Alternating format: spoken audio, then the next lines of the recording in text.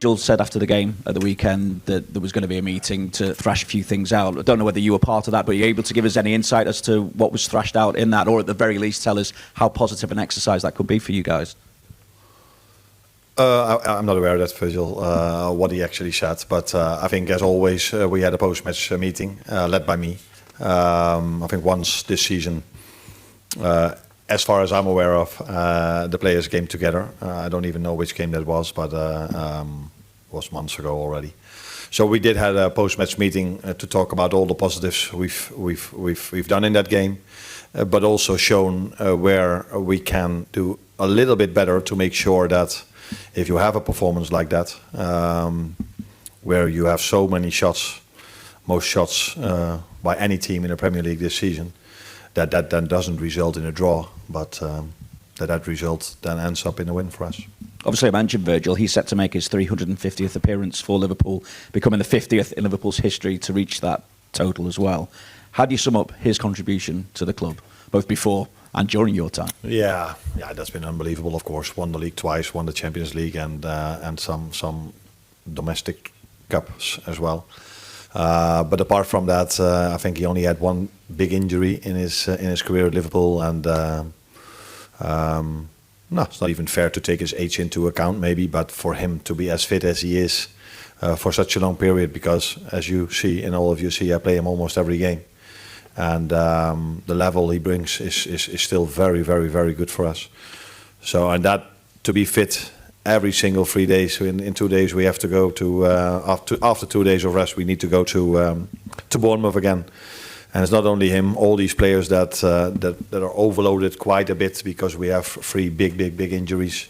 That's why we have to play many times the same players, and Virgil is one of them. And to stay at that level and constantly be fit. And for all the things he's won for this club, he should, that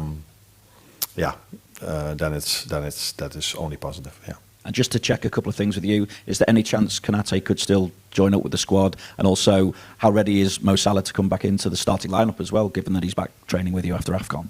Yeah. No, he didn't travel with us because of family matters, and I would leave it with that. And I will speak to him tomorrow. To speak to him, I will speak to him tomorrow again. But he not travelled with us, so and that's because of family matters. And I would leave it with that. And with Mo, I'm really happy and pleased that he's back, because in his absence, I think we've done quite okay in terms of hardly conceding any chance. We start to create more and more, and if you start to create more and more, it's really helpful to have a player like Mo Salah, because if there's ever been a player, I think there was one who scored more for this club, but that can score goals and that I can still play. I don't think I can play Ian Rush still. Then it's really helpful to have him back, because we would never know, but the amount of chances, the amount of ball possession against Burnley with Mo on the pitch would usually mean that we would have scored more. So yeah, that's why I'm really happy that he's back, because creating chances is nice, but we're only judged on the results, and that wasn't nice. So hopefully we can combine two things: so create the same chances, able to score more, and keep not conceding chances on the other end. Bonjour coach, 2 questions en français s'il vous plaît. Coach, you have been here before in the past, a few years ago. Maybe a bad memories for us. Yeah, sure. You've been here you've been here before in this stadium a few years ago, and it is not a great memory for us here in Marseille, because you did qualify with Feyenoord. That night, part of the Marseille supporters were not there. One of the do you expect something very different as far as supporters, because the stadium will be full tomorrow as opposed to last time? Yeah, indeed, I have great memories to this place. First of all, because indeed we went through to the final of the Conference League. Second of all, because it was an unbelievable atmosphere with not even a full stadium, as you mentioned. And this is such a historic stadium. And I was just on the pitch. The pitch looks incredible as well. So playing here is always nice when you have a nice memory, but this memory doesn't give me anything for tomorrow. The fans will be just as passionate, maybe even more as last time, because the stadium is full now, where last time one part of it couldn't be used. But we not only here for a great atmosphere, we are also have to face a very good Marseille team. We have a very good squad and a very good manager that has shown in England how good he is, and has shown in more places in the world how good he is, but especially also at Brighton. And he's having a great squad. He's adding, if rumors are right, a very good player with Quinten Timber. I had him at Feyenoord. So yeah, he already has Pet Chow, who I also had at Feyenoord. So a game to look forward to for me, and definitely also for us. Et j'avais I also have a question about Timber. You recruited him back in the days, and now he should come to Marseille tomorrow. What could you tell us about him and also his positioning on the pitch? Because after your departure from the Netherlands, he's been used a little bit higher on the pitch. What do you think about that, and where do you think he's the most performant on the pitch? Now, first of all, I can only say very positive things about Quinten Timber as a person. His mentality in the time I've worked with him has been outstanding. A leader in the group, as I experienced it. Always showed up in big moments, so in difficult games we had to play, he was always there. So his mentality is like his brother, Jurrien Timber, is outstanding. He can play in an offensive role, he can play in a bit more defensive role, but I think in between is in my opinion, his best. And with the way Roberto De Zerbi is playing, I would be surprised if this is not going to be a success, because De Zerbi has shown many times that he can bring the best out of players, and he gets a very good player with a lot of quality and a great human being with great mentality to work with. So usually that combination makes things really positive for Olympique Marseille. At the back. Oui, en français aussi. I would like you to develop about Roberto De Zerbi. Do you think he is part of the great coaches, European coaches, and maybe it would be led to lead some greater teams than Marseille, for example, in the future in England? Do you think he has a specific approach, a specific style, and is a different coach in this sense? Yeah, I regard him as one of the best managers in the world, because in my opinion that should not always be judged on the amount of trophies you win. It should also be judged on the fact how you let your team play. And I think he's already working at a very big club, because Marseille is a very big club at the moment, but history-wise as well. And yeah, I'm not the one that's hiring coaches, but if I was one, he would definitely be very high on the list if I worked at a big club, because I always like his team. I always like to watch his teams, and unfortunately he's working in France now, so I follow not the Dutch, as well, by the way, the Dutch league, but the English league, of course, a little bit more. So when he was at Brighton, I saw his teams playing more, but it's also what he wants. But he's a very good manager, and it's not always fair to judge managers only on what they win.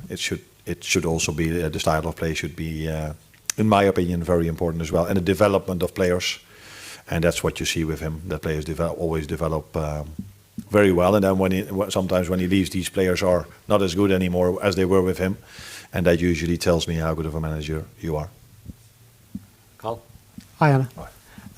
Just to go back to Mo, when he left for the AFCON, I think it's probably generous to say he had maybe some doubts or confusion about his relationship with the club and with you. I'm just wondering if you can tell us or give us an idea of how you see your relationship. Has that changed since he's been away, or have you spoken to him about it since he came back, or how is the situation now as you see it? As normal as it has always been. There was only one exception, and that was the game against Inter, where I didn't took him. But for all other games, he was there. And in the last game, he was at Liverpool. Before he went to the AFCON, he came in after 15, 20 minutes, and I think he had a very good performance in that game. So we were 1-0 up at the time, and we beat Brighton with 2-0. So I think he left in a situation that was good for him and for us, because we beat Brighton and he played again. And then he went to the AFCON, again did what he usually does, scoring goals. Unfortunately, he couldn't win the tournament, but there were other very good teams in that tournament as well. But got to the semi-final, and now he's back with us. And of course, I spoke to him today, and I'm happy to have him back, because, as I said, this season I've only had two wingers who would tell me that's their favorite position, that are able to play more than 100, that have played more than 100 minutes in the Premier League, and that's Mo and Cody. And there are other players who can definitely play in that position really good, by the way, as well, like Jeremy Frimpong and like Florian Wirtz. But if I ask Florian which is his favorite position, I don't think he's going to tell me left or right winger. I think he's going to tell me another position. But he's able to play there really well. And Jeremy, the same. I think he's mainly played as a fullback, but he's shown, especially also in the last game and also against Arsenal, how much a threat he can be off the right side. But in the last game against Burnley, he played as a fullback, by the way. So to have Mo back is, of course, helpful, because in his absence we've created a lot of chances and not always converted them. And I think I saw today that he scored 45 goals for Liverpool at Champions League level, and the next player is a player with 5 goals, Virgil van Dijk. So it's nice to have him back, especially if he's able to reach that levels again, where he was able to score the 45, and that's what he can show tomorrow evening. The front. Arne, good evening. I can't help asking, but what do you think about the rumors about Xabi Alonso at Liverpool? Does they hurt you, and do you feel the rising pressure from your fans who are booing their team? And maybe you've talked to Xabi, maybe he called you, sorry. Yeah, he called me. He called me and asked, what do you think about the team? Because I'm going to take over in 6 months. So can you tell me a little bit more? Or maybe earlier, maybe he takes over tomorrow. No. This is one of the most weirdest questions I've ever got. What's there to say to your answer? I'm working here now for a little bit more than 1.5 years, and I really like my work over here. Won the league last season, struggled more in the league this season. That's also obvious. So yeah, what's there left to say? And the booze, that's also what you said. Now, maybe I heard a few, but it wasn't as if it was a lot. But I think it's also completely normal if you have a draw at home against Burnley, that no one is happy about that. But I think the moment the people went home, they probably, when emotions calmed down, they probably thought like, ooh, it's been a while. It's in the 1.5 years that I'm at Liverpool, we've never created so many chances against the low block as we did in that game. So maybe it was a little bit more positive than the results showed. But we're in the result business, I'm aware of that. Hi, Arne. Artur Kovács, RTL Hungary. Dominik Szoboszlai is also able to score in goals, and he scored goals in the recent Champions League games against Frankfurt, PSV, and Inter also. So is he more effective in scoring goals? What do you think about it? No, he's one of the players that is best if he plays at the midfield. And this year I had to use him a lot as a winger or as a fullback as well. Which is a position he can play, but for obvious reasons I had to play him also in different positions because players were unavailable for several reasons. But that Dominic has had a very good time here at Liverpool, already 2.5 years, but I can say most about the 1.5 year I'm working with him. He's been very important to us, to the team.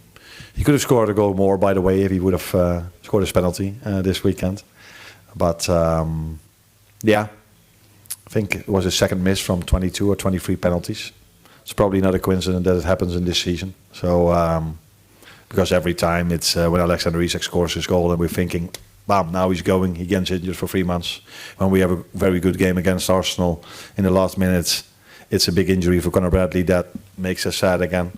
If we're 3-2 up against Fulham and we think, now we're going to go, we concede a 3-3 in extra time. If we're 3-2 up against Leeds in extra time, we concede a 3-3 again. So it's a constant repetition of moments where we hurt ourselves or we get injuries, and but this team has shown many times this season and last season that we're able to fight back in difficult circumstances. This club has shown that many times, but this club has shown that many times as well. And even this year, the amount of setbacks we had and the mentality they have shown every single game that they go out there, because there's not one game, except maybe for the City game, that we were outplayed in the first half, by the way, not for the whole game. Palace first half, Palace was definitely the better team on the pitch as well. So this team has showed so much mentality, doing it with a squad, because we have a few long-term injuries, that it's almost every time the same players that we have to give these players. But Dominic is one of them. A lot of credits for the mentality they've shown this season. And last one over, Jason. Hi, Arne. With Mo Salah being away, has it given you a chance to reflect on the situation and what happened before? Do you regret anything that happened before? And also, is it almost now a chance for a fresh start between the pair of you? I think I just answered that question already. There's been a moment in the season where I decided not to play Mo. And there's been one moment where I decided not to take him to the game. And for all the other games, he's been always in the squad, and I brought him in as the first substitution against Brighton. So at that moment of time, there's never been an issue for me. But at that moment of time, I think the outside world could see that there was no issue. And he's the first time he's able to be in the squad again. He is, because he trained with us today, and he's in the squad for tomorrow. And let's see for the lineup tomorrow if you still think there's an issue.